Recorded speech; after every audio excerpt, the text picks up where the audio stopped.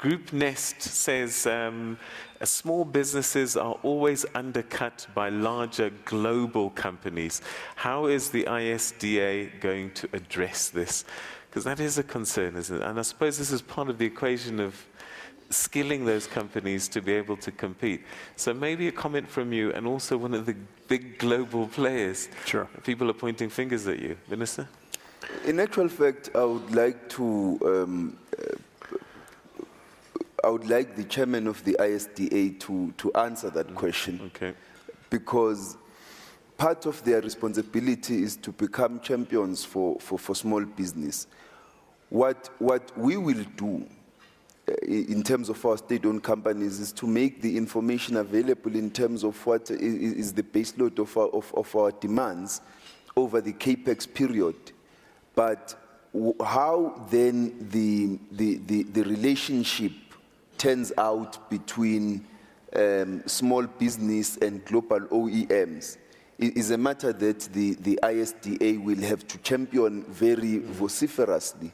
And I would be very keen to hear what he suggests, how they suggest they would deal with such a question. All right, Tim, we'll come back to you now, but let's go to table 2. Maybe Thabiso or another board member. Thabiso, you can answer that. And for those of you at home who are wondering this acronym that keeps coming up, OEM, Original Equipment Manufacturer, that's who they are.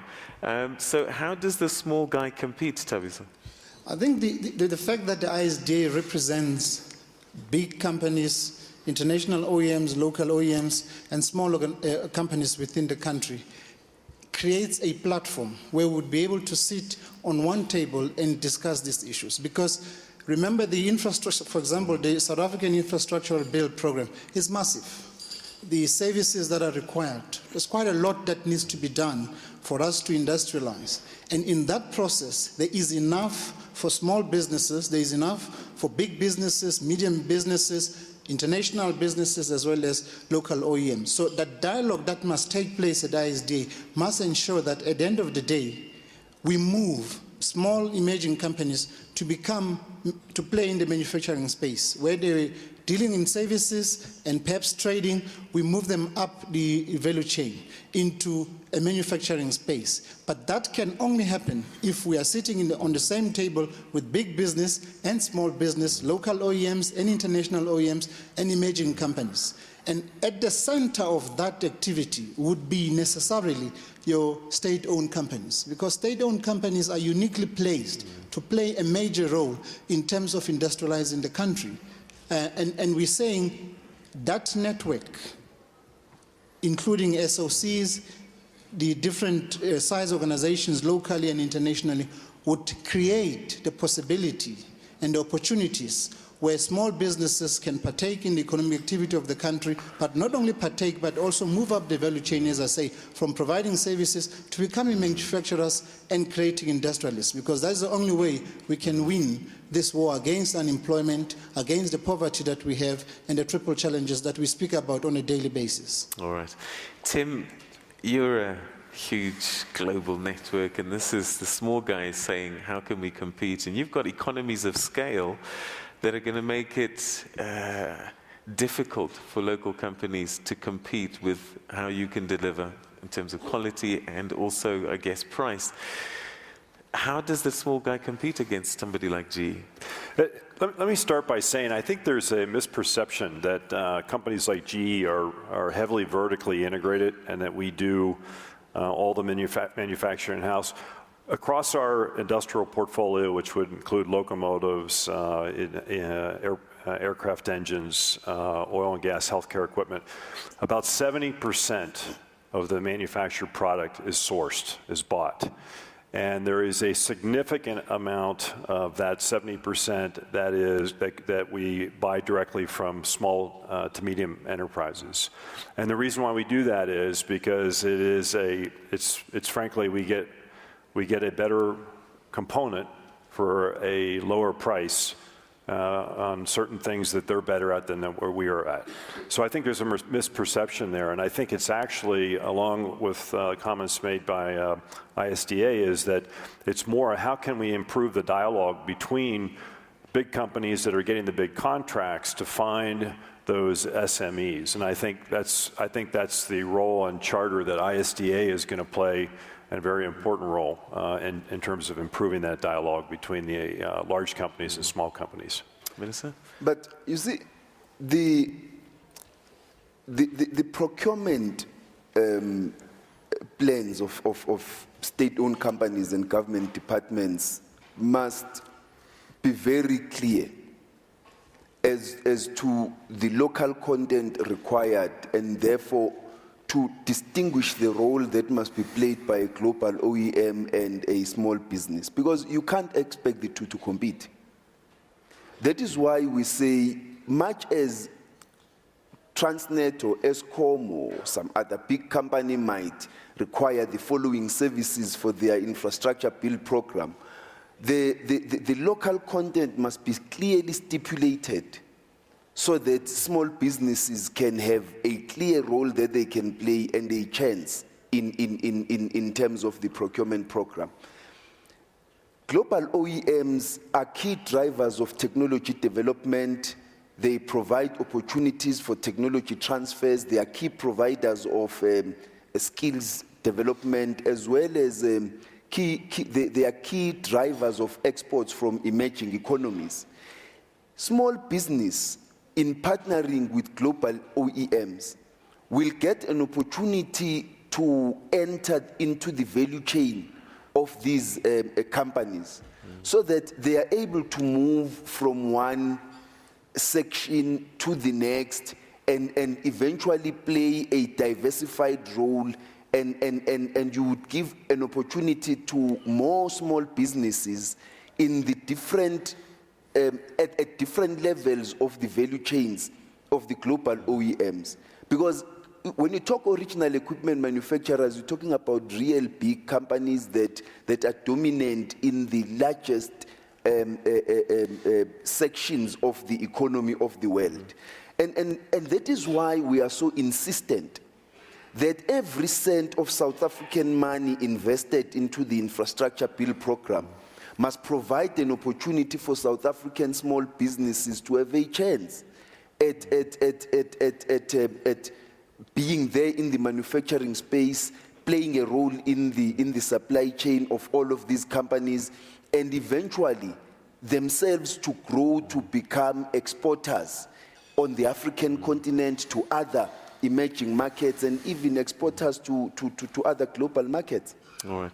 Ambassador, I know that Japan, some of your companies are training our engineers and taking them to, what is it, Kaizen, continuous learning. I'm just wondering what role the state plays, because we're talking about manufacturers here. What role does the state play when their companies are in foreign countries such as South Africa? Take us through that. I wish to refer to one example of what JICA, which is the Japanese government agency for development assistance, is trying to do in Africa, in particular in South Africa.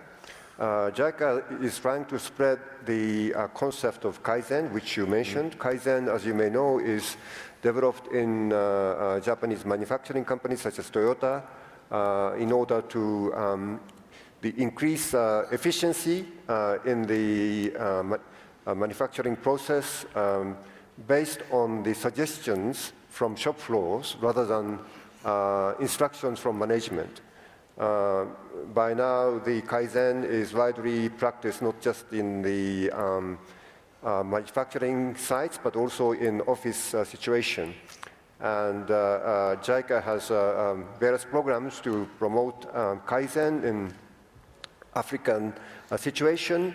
For instance, they have the cooperation with Tsuwane University of Technology to set up a training program to spread Kaizen concept to African young people, not just South African people.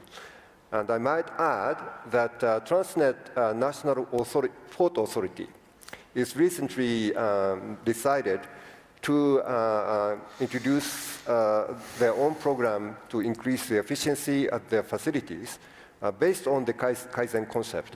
And JICA is also now considering role there. to support that initiative. So this is something that other countries could learn from the Japanese model when it comes to coming into South Africa. All right, let's go to our tables. Table number 1, is it 13, sorry? Nelson Mungale. Table 13, Nelson, what's your question? No, thank you, Peter. Mine is not a question, it's just to recommend something to the panel on how to implement the industrial strategy properly. And before I kick off, I would just like to say also to the Minister, job well done. You're on the right direction and you have our support. You see, you can even see what this whole house. You've got 1 vote already there.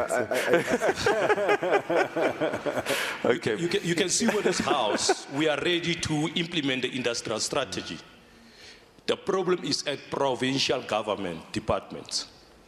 That's where implementation will be. Some of us got bursaries from our provinces, from our premiers, like the Northern Cape Premier's bursary, and some of us directly compete with the Japanese directly, and sometimes we outshine them, like the solar car competition of Saso. The Korea University is holding that award for 10 years, and they've spent 3 million to design their car.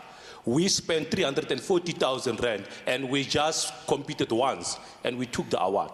And we got the Formula One Innovation Award. The only guys who have it in the whole continent. You can imagine. It's time we understand what expertise the country is having before we move out and give this black industrialists opportunities. You look at Northern Cape, I did a manufacturing strategy looking at product localization, product re-engineering, and product reverse engineering. We did it beautiful with the Northern Cape Economic Development 2004. So when we were about to implement it, yeah.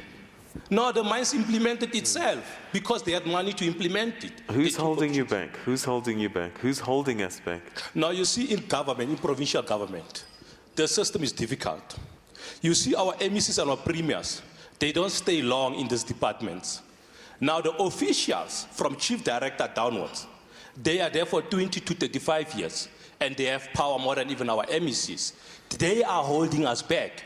That's why some of our engineers, they are leaving the country to New Zealand and Australia. I might be one of them.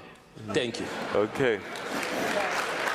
All right, so Minister, it seems that there's layers of bureaucracy and layers in local municipalities. So you can come up with these national plans, but at the rock face, there seems to be a disconnect. He might be helping Australia grow. How can we fix this? Because this is something that does come up time and time again. I think, first and foremost, let me commend and applaud both the Japanese government for providing bursaries at master's level for engineers, both African engineers as well as South African engineers. We've got about 500 who are going to be going from our state-owned companies to pursue engineering studies in Japan. Engineering in industrialization, in industrial-related causes. I really want to applaud that because we are entering high knowledge and research and development levels. But secondly, to applaud General Electric, for embracing the localization philosophy, for actually putting their own money into supporting local suppliers. And I hope that their participation in the ISDA will assist to answer that question. Because I don't think the problem is only at bureaucratic levels. The problem is that there has not been a champion for local suppliers. We are answering that call today. We're providing local suppliers with a champion. Join the ISDA, participate in it, raise these issues. Big South African companies are in it, big global companies are in it, and small South African companies are in it. We will answer this question, and therefore, the ISDA will be able to go to provincial governments. I think from now onwards, what the Industrial Supplier Development Association must do is to implement a robust PR and brand building program so that provincial governments, other national government departments, local governments, the procurement spend of government is massive on its own, properly implemented, corruption and nepotism eliminated. It is able to answer to the needs of South African business promptly and most decisively. Okay. Just before we go to KG Sabesho, a quick question for the ISDA. How do people join? Is there a website? What must they do to become members? Is there a fee? Just take us through the process of joining ISDA. If somebody can speak for the ISDA.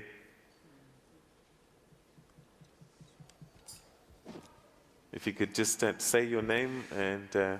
Thank you, Peter. My name is Wanda Zama. I'm a board member of ISDA. The Industrialization Supply Development Association will have various ways of memberships. It's going to be based on categories. So small suppliers will be expected to pay a 1,000 per annum fee. The big OEMs, we expect them to pay more, between 100 and 150,000 per annum. There is designated groupings among the QSEs and the EMEs, sorry about the acronyms, but it's small, medium enterprises. You can visit the website www.isda.org.za to get information.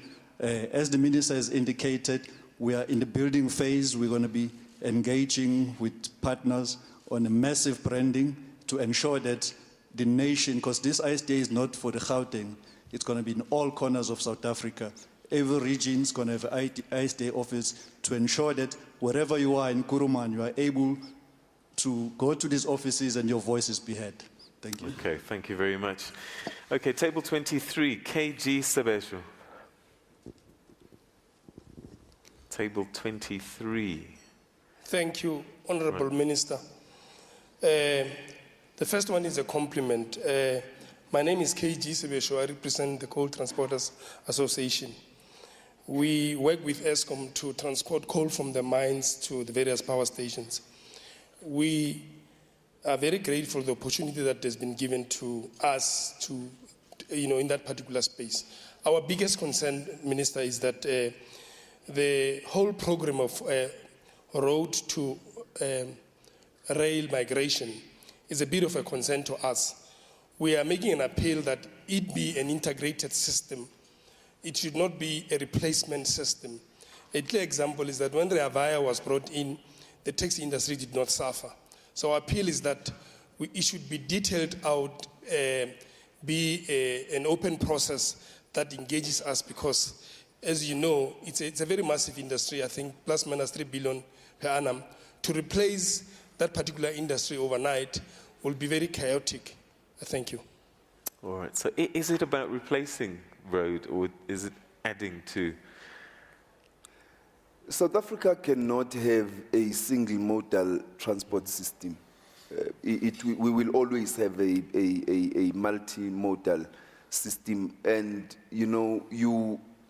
and that's why we're creating opportunities at different levels, because we accept that at the level of the movement of heavy haulage goods, it's better, safer, more efficient to put them on rail than to use the road, because the effect on the road system becomes heavy both for government, which must maintain those roads, as well as for passengers, the users of those roads, who either suffer from car accidents because of all of these road problems and often have to pay tolls in order to provide the funding for the maintenance of the roads. But what we are trying to do is to ensure that we create other avenues so that the road transporters cannot run out of business. And I think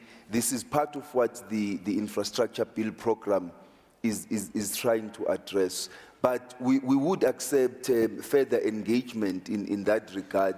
I'm sure that the Minister of Transport and I in the few days remaining for us in office for now, we but the departments of transport and the departments of public enterprises, including Transnet, would be keen to continue engaging with the road transporters on your concerns and how they can be addressed, what opportunities exist for you in the broader infrastructure bill program so that we can address those concerns. Okay. Tabi, so is this the kind of thing that the association might be able to lobby on behalf of suppliers, these kinds of concerns? Certainly, these are concerns that we would deal with, but deal with them in a responsible way where we create the dialogue and ensure that all parties walk away happy from that discussion. Because we agree that you have to move, rail-friendly cargo must move from roads to rail. But in doing that, you can't displace the industry that is already operating there. So engagements of this nature are necessary. And ISDA will champion that as an association, not as individual company, which might be industry-based or geographic bias. We will look at it and say, what best can we do? How best can we represent this? But one of the things that we want to do as an association is to base a lot of the things we do on sound research, hard facts that we put on the table. Because if we can do research on the topic that has been raised and realize that if you were to replace, this is the danger that we were facing in terms of a collapse of an industry. How best can we incorporate the two, but still achieving the results? Because the results are important to move as much as possible rail-friendly cargo from road to rail. We agree with that. All right, okay. Table 15, Vanan Pillay. Table 15. Honorable Ambassador, Prime Minister Abe has been very successful in rebuilding Japan. My question is, how can South Africa and its industrialization benefit from this at the highest level? I understand your comment on skills, and we're starting to develop from the bottom up. We've had successfully almost a 15-year relationship with General Electric, of which I was part a long time ago. But skills development is important. We're seeing it happen. But at the highest economic level, in terms of policy and interventions, how can we benefit? Your Excellency? Well, thank you for the question. There are many areas in which South Africa and Japan can cooperate.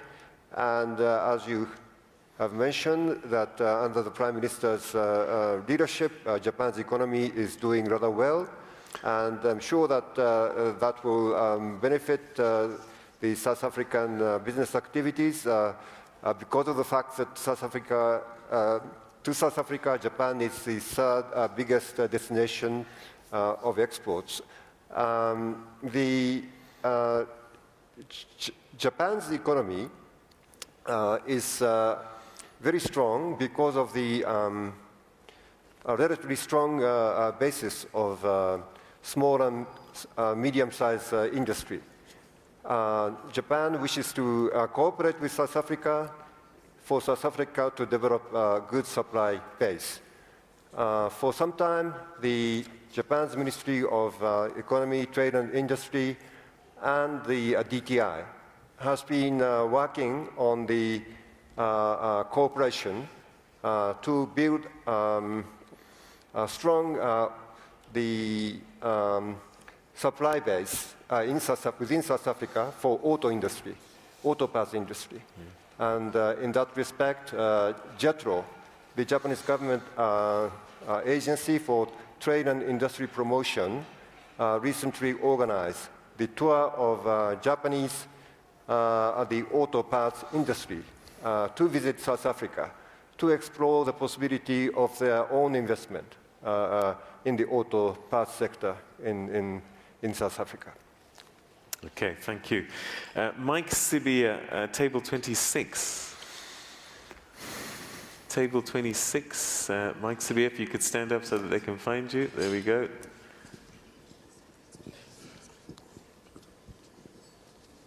Hi, my name is Mike Sibia, representing Cummins, South Africa. My question to you was really in line with what the ISDA has just provided now. That will be a platform where this engagement between SMEs and the big companies will take place. Because what's happening is, with the expected requirements on compliance for the SMEs, it's difficult for them to get projects, but we as big companies like Cummins, we're saying if they can get projects and we can work together so that we can be able to drive the skills development and transfer, because then there will be a hands-on. Because as Cummins, being an international company, you find that we can work with local guys so that we can then be able to train and develop based on a hands-on projects. Now, I commend GE for the step they've taken in putting money in there to make sure that this engagement between SMEs and the big companies does happen, so that training can happen and then based on a hands-on situation. Thanks. All right, so it's more a comment. I do want to ask one thing that comes up quite often. Thabiso, and maybe you guys can comment on this. Often you have a centralized procurement process. So you have a guy sitting in Johannesburg, he's a chief procurement officer, and yet you've got a small supplier in just outside Kimberley. How does somebody like that get onto this train, as it were, because he's so far away from the central place of procurement, and yet these are the guys that need to be developed? Let's start with you, Thabiso. Sure. So a couple things. I think our projects like Cummins and other multinationals are well publicized, so I would encourage small suppliers to reach out directly to GE, and you can get on our website and find the appropriate contact information, and I can certainly provide our sourcing leader's name here as well. The other thing I would say is that we're doing to help facilitate the development of small SMEs is that we are launching a supplier development vehicle. We're putting 200 million rand of seed money in. We think we're going to attract up to a potential of 3 billion rand. And the idea of this supplier development fund is going to be to provide what I'll call the financing and business development aspects of helping SMEs. The second thing that we're doing is we are investing 500 million rand in a customer innovation center. And what we're going to do is hire 100 engineers, and these engineers are going to be working with manufacturing companies, including SMEs, to help develop their manufacturing processes to get them up to standard. So I think, and then the last, of course, is ISDA platform, I think is another avenue. So I would encourage you to reach out. We are very interested in learning about particularly emerging SMEs, and please reach out. All right, so Thabiso, I'm sitting in Eshowe, for example, and I don't want to leave, I don't want to have to come live in Johannesburg to develop my business. Can this association help me? Yes, it can, Peter. What we are doing moving forward is, together with DPE, Department of Public Enterprises, is to go to all the provinces in the country on the road shows to ensure that, and all suppliers will be invited per region. So if we go into the Northwest, we'll ensure that all companies that are doing business currently with Transnet and Eskom and other state-owned companies and other people that have an interest in doing business with the SOCs are invited to those meetings. And in those meetings, provincially, we will then put together the ISDA in each provinces. And there will be an office of the ISDA in all 9 provinces of the Republic. That way, we will ensure that people have access to the ISDA. But there is a website, of course, that we have spoken about. But as the Minister alluded to earlier on, we will be going on a PR drive to ensure that we reach as many people as possible in the country from a supplier point of view. They know what to do, how to join the ISDA. But corporate South Africa and the international OEMs that are here, for example, GE, have also done a lot of work in terms of supply development. And we would be linking up with them, working together with them to ensure that this becomes a popular movement, a movement where somebody in Kakamas knows that if I want to be involved with Transnet, this is where I need to go to. So we will work together with the SOCs as well. Transnet has the Transnet Enterprise Development Hub, which we will link with, and they're also looking to open offices throughout the country. So certainly the intention is to go out there and ensure that business people, men and women, are able to join the ISDA. And will they be able to access training and skills? Because half of the challenges that these companies are facing is that, look, we want to empower, we want to give opportunities, but the guys are not delivering on time, they're unreliable, etc., etc. Is this something that the association will be addressing? The association will certainly be addressing that, because you have a situation where an international OEM comes to South Africa and says, we've been awarded this contract, or we're looking at doing this, we need competent local SMMEs that we can work with. On the other side, you have local SMMEs saying, as was said earlier on, we are here ready to do work, where do we get work? So there is a need to link the two together, and the ISDA will be doing that. A lot of South African companies are spending a lot of money on supplier development, skills development as well, and they need to be linked up with local companies that can take advantage of those opportunities, so that we drive this movement of turning them into industrialists and move them from where they are up the value chain. All right, okay. Table 36, this is where Helmo Prus is sitting. Helmo?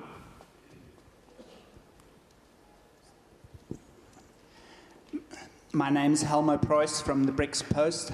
Minister, could you say the Eskom and Transnet, will they be accessing finance from the BRICS Development Bank? Okay.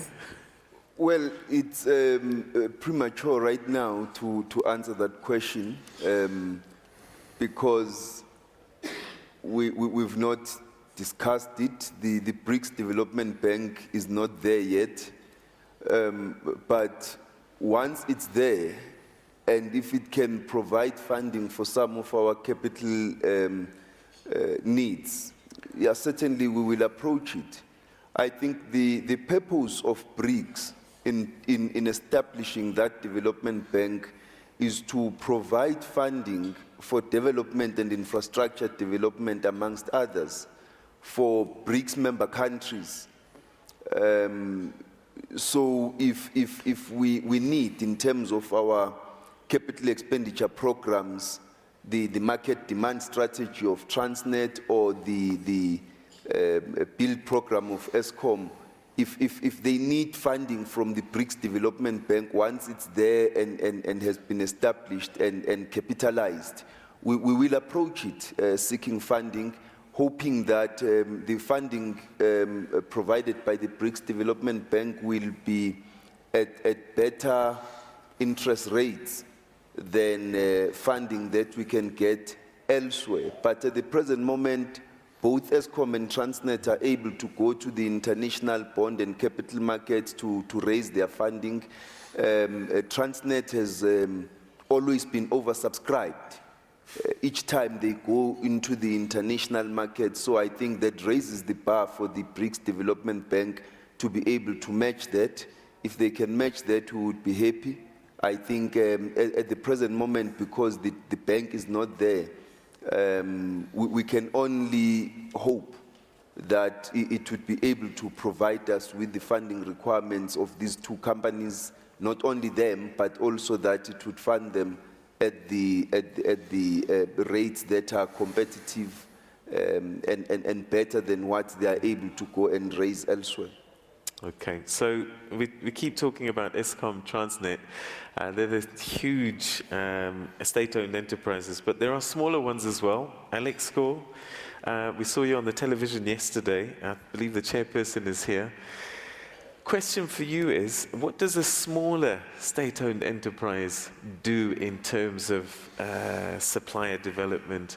We're seeing what Eskom is up to, Transnet.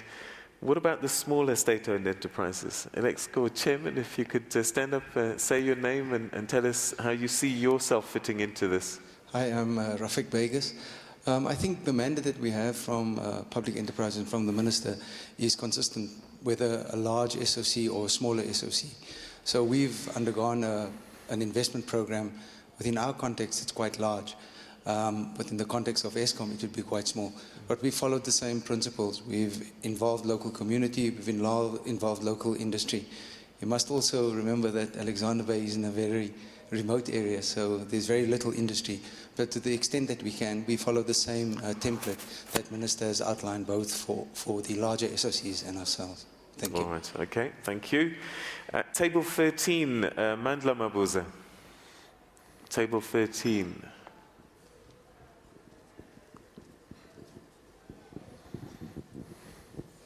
Thank you. Good morning, ladies and gentlemen. I'm Mandla Mabuza, representing Ubuntu Helping Hand Institute. Minister Kikaba, you have alluded that this initiative is aimed at bringing business efforts towards strengthening economic development in our country. As an organization, we've got a very problem about violence that are taking place in our local communities. This is really a worrying factor. I think local economic development is being disrupted by these violence results. Hence, as business people, or maybe as business institutions, we here maybe to make a call to come together as collective, to get down to our local communities and lay a proper level in bringing business in our local communities. Like for instance, we have seen on TV recently that if the communities, maybe they have a boycott, maybe against government deliverables, instead of facing the crisis that they have, they destroy the foreign businesses, you know, in their localities. And hence that disrupt the global idea in bringing this initiative.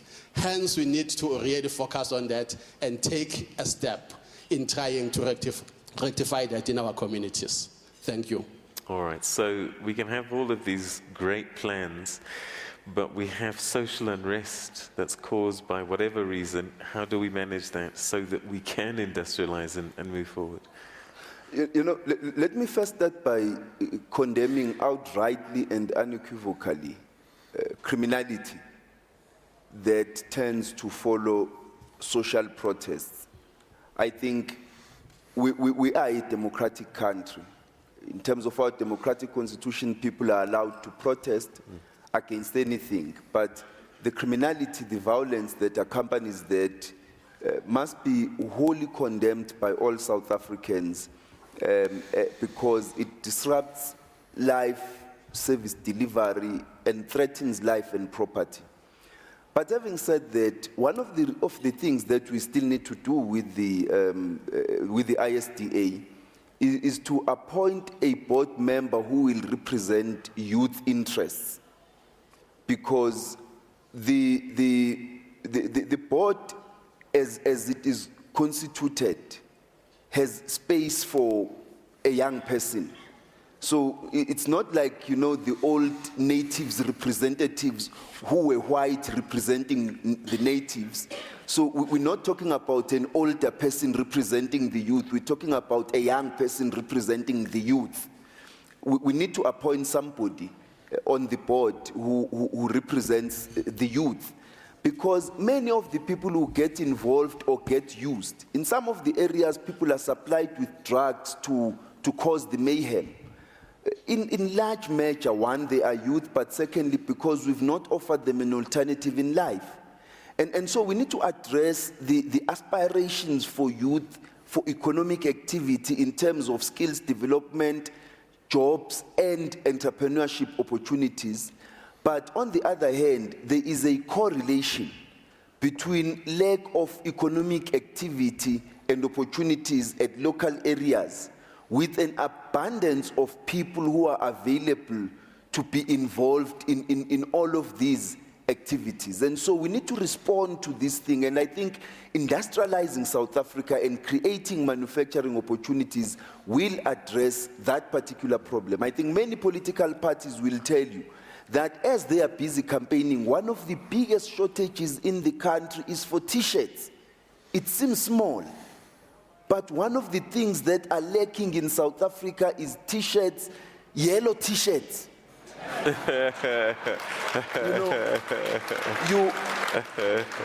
You sometimes have to import yellow T-shirts because we are not manufacturing them here in South Africa. And yet we are a democratic country which every year has a conference, a rally. Every 2.5 years we have elections and we need T-shirts of all colors and shades. And yet we do not have a factory in South Africa that manufactures T-shirts. And so we need to respond to these things. And we're not talking about complicated things at all times like, turbines and boilers and these big things that Transnet or Eskom or Alexco would need. Even simple things like T-shirts are an outcry in South Africa. And we need to create all of these manufacturing opportunities which would get so many of our young people involved in economic activity so that particular problem is therefore not there. So yellow T-shirts are in short supply. I was just making an example. Oh, because I thought maybe green and red T-shirts were oversupplied. All right, look, we're going to take another quick break and then There's a high demand for yellow T-shirts. We're going to take a quick break. When we come back, we're going to be chatting a little bit more about that. There's somebody who's concerned about women and disabled people as well. Find out who that is after this.